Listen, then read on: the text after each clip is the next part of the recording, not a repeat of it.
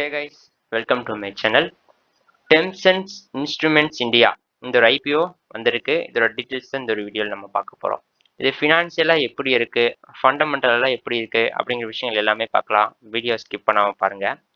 இதோட price band பார்த்தீங்கன்னா lower price band 285, upper price band 300. அப்போ 285 டு 300 இந்த ரேஞ்சுக்குள்ள அவங்க ப்ரைஸ் பேண்ட் கொடுத்துருக்காங்க. எவ்வளோ வந்து இஷ்யூ சைஸ் அப்படின்னா 650 கோடிக்கு பார்த்தீங்கன்னா இஷ்யூ பண்ணியிருக்காங்க. இது எப்போ ஓப்பன் ஆகிருக்குன்னா 20/8/2026 அப்போ ஓப்பன் ஆகிருக்கு இந்த ஐபிஓ. க்ளோசிங் டேட் வந்து 24/8/2026. இப்போ இன்னைக்கு டேட்டு பார்த்தீங்கன்னா 22/8/2026 தான். அப்போ கம்மிங் மண்டே தான் இந்த ஐபிஓ க்ளோஸ் ஆக போகுது. லிஸ்டிங் டேட் எப்போ கொடுத்துருக்காங்கன்னா 28/8/2026 அப்போ லிஸ்டிங் டேட் கொடுத்துருக்காங்க. ஓகே, நெக்ஸ்ட் வந்து பார்த்தீங்கன்னா அப்பர் ப்ரைஸ் பேண்டு 300. ஓகே, இங்கே வந்து மார்க்கெட் கேப்புங்கிற விஷயம் பார்த்தீங்கன்னா ஒரு இம்பார்ட்டண்ட்டான விஷயம். ஏன்னா மார்க்கெட் கேப் எப்படி இருக்குங்கிறத பார்த்தா அது மிட் கேப்பா இல்லை லார்ஜ் கேப்பா இல்லை ஸ்மால் கேப்பா இல்லை வந்து பென்னி ஸ்டாக் மைக்ரோ கேப்பா அந்த மாதிரி ரேஞ்சில் வருமாங்கிறது தெரியும். இந்த மார்க்கெட் கேப் பார்த்தீங்கன்னா 2513 கோடி பார்த்தீங்கன்னா மார்க்கெட் கேப் வச்சிருக்காங்க. ஸோ அப்போ இது வந்து mid cap or small cap இந்த ரேஞ்சில் வரதுக்கு சான்சஸ் இருக்கு. ஓகேங்களா, இதோட பி ரேஷியோ வந்து பார்த்தீங்கன்னா 35.92x இருக்கு. இதை பற்றி நம்ம இந்த ஃபினான்ஷியல் ஸ்டேட்மெண்ட் முடிச்ச பிறகு வந்து பேசலாம்.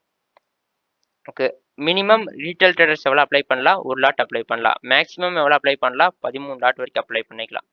ஒரு லாட்டில் வந்து 50 ஷேர்ஸ் இருக்கும். டோட்டலாக உங்களுக்கு அமௌண்ட் எவ்வளோ வருதுன்னா 15,000 ரூபா வருது. அப்போது மேக்ஸிமம் 13 லாட் அப்ளை பண்ணலாம். 13 லாட்டுக்கு 650 ஷேர்ஸ் வரும். டோட்டலாக 1,95,000 ரூபா ஆகும் 13 லாட் அப்ளை பண்ணுறதுக்கு. ஓகே, இதில் வந்து நம்ம நெக்ஸ்ட் இந்த ப்ராஃபிட் அண்ட் லாஸ் ஸ்டேட்மெண்ட்டுக்குள்ளே போகலாம். இது வந்து ரொம்ப இம்பார்ட்டண்ட்டான விஷயம். இந்த நெட் சேல்ஸ் பார்த்தீங்கன்னா 2022ல் 193.81 கோடி பார்த்தீங்கன்னா நெட் சேல்ஸ் கொடுத்துருக்காங்க. 2023ல் 240 கோடி கொடுத்துருக்காங்க. 2024ல் 275.98 கோடி கொடுத்துருக்காங்க. 2025ல் 367.42 கோடி கொடுத்துருக்காங்க. 2026ல் 416.69 கோடி கொடுத்துருக்காங்க. அப்போது நெட் சேல்ஸ் வந்து பார்த்தீங்கன்னா இன்க்ரீஸ் ஆயிருக்கா? 2022, 2023, 2024, 2025, 2026 இந்த 5 இயர்ல பார்த்தீங்கன்னா இயர் ஆன் இயர் பார்த்தீங்கன்னா இன்க்ரீஸ் ஆயிருக்க விஷயத்த பார்க்க முடியுதா? ஓகே, இங்கே வந்து நெட் ப்ராஃபிட் வந்து நெக்ஸ்ட் இம்பார்ட்டன்ட். இவங்க டேக்ஸ் எல்லாம் பே பண்ணது போக மொத்தமாக அவங்க லாபத்தில் இருக்காங்களா இல்லை நஷ்டத்தில் இருக்காங்களாங்கிறது இந்த இந்த இடத்த பார்த்தீங்கன்னா தெரிஞ்சிடும். நெட் ப்ராஃபிட் எவ்வளோ இருக்குது? 2022ல் 30.68 கோடி நெட் ப்ராஃபிட் பண்ணியிருக்காங்க. 2023ல் 31.80 கோடி தான் நெட் ப்ராஃபிட் வந்திருக்கு. அப்போ இந்த இடத்துல பாருங்க நெட் ப்ராஃபிட் எவ்வளோன்னா வெறும் ஒரே ஒரு கோடி தான் இன்க்ரீஸ் ஆயிருக்கும் 2022க்கும் 2023க்கும். ஆனால் சேல்ஸ் க்ரோத் வந்து பார்த்தீங்கன்னா இன்க்ரீஸ் ஆயிருக்கு நல்லா. பட் நெட் ப்ராஃபிட் பார்த்தீங்கன்னா கொஞ்சம் பார்த்தீங்கன்னா இந்த இடத்துல ஒரே ஒரு கோடி தான் பார்த்தீங்கன்னா வந்திருக்கு. ஓகே, 2024ல் பார்த்தீங்கன்னா 38.21 கோடி இன்க்ரீஸ் ஆயிருக்கு. ஓகே, அப்போ வந்து இயர் ஆன் இயர் லாஸ் பண்ண கிடையாது, இவங்க ப்ராஃபிட் மேக் பண்ணிட்டு தான் இருக்காங்க. ஓகேங்களா, இந்த இடத்துல தான் பார்த்தீங்கன்னா ஜஸ்ட் பார்த்தீங்கன்னா ஒரே ஒரு கோடி தான் பார்த்தீங்கன்னா டிஃப்ரென்ஸ் ஆயிருக்கு. பட் இங்கெல்லாம் பார்த்தீங்கன்னா நல்லா இன்க்ரீஸ் ஆயிருக்கு விஷயத்த பார்க்க முடியுதா? 2025ல் 38.21 கோடியிலேருந்து 57.26 கோடி பார்த்தீங்கன்னா நெட் ப்ராஃபிட் கொடுத்துருக்காங்க. 2026ல் 63.41 கோடி பார்த்தீங்கன்னா நெட் ப்ராஃபிட் கொடுத்துருக்காங்க. அப்போ sales growth year on year increase ஆயிட்டு இருக்கு.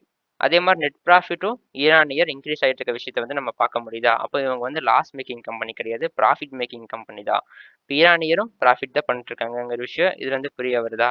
ஓகே, நெக்ஸ்ட் வந்து பாரோயிங் வந்து ரொம்ப இம்பார்ட்டன்ட். இந்த கம்பெனிக்கு வந்து கடன் இருக்கா அப்படின்னு பார்க்கணும். 2022ல் 7.79 கோடி பார்த்தீங்கன்னா கடன் வாங்கியிருக்காங்க.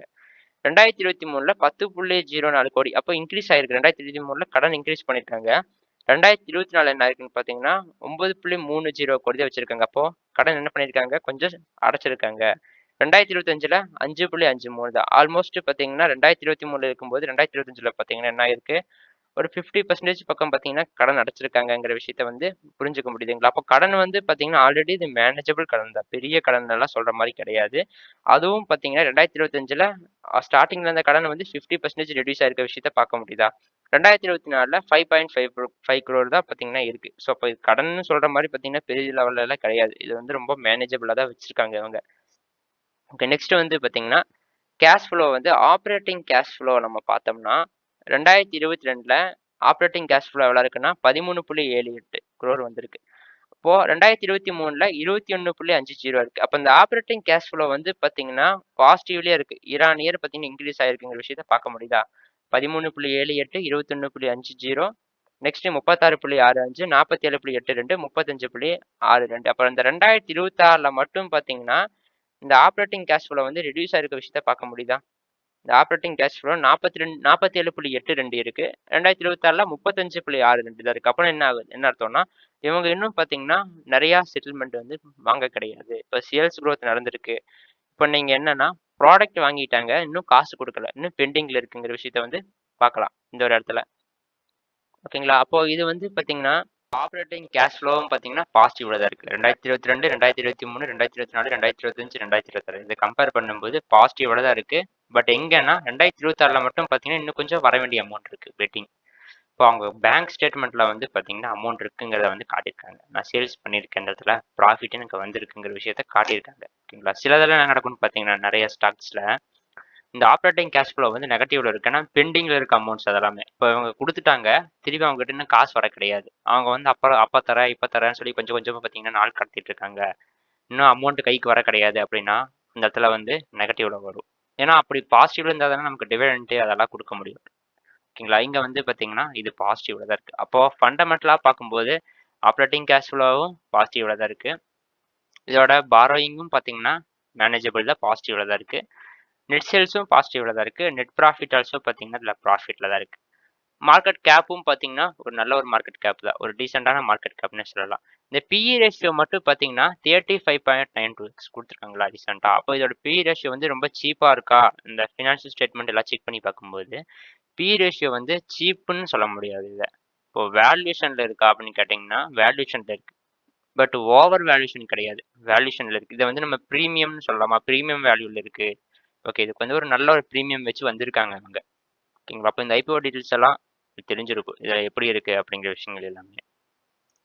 நீங்க இன்னும் நெறைய டீட்டெயில்ஸ் எல்லாம் தெரிஞ்சுக்கணும்னு விருப்பப்பட்டீங்கன்னா, டிஸ்கிரிப்ஷன்ல டெலிகிராம் சேனல் லிங்க் இருக்கு. அதுல ஜாயின் பண்ணிட்டீங்கன்னா, உங்களுக்கு இன்னுமே பார்த்தீங்கன்னா நெறைய டீட்டெயில்ஸ் எல்லாம் கிடைக்கும். உங்களுக்கு பிடிச்சிருந்தா சப்ஸ்கிரைப் பண்ணிக்கோங்க. உங்க ஃப்ரெண்ட்ஸ்க்குலாம் ஷேர் பண்ணுங்க. லைக் பண்ணிக்கோங்க. Thank you.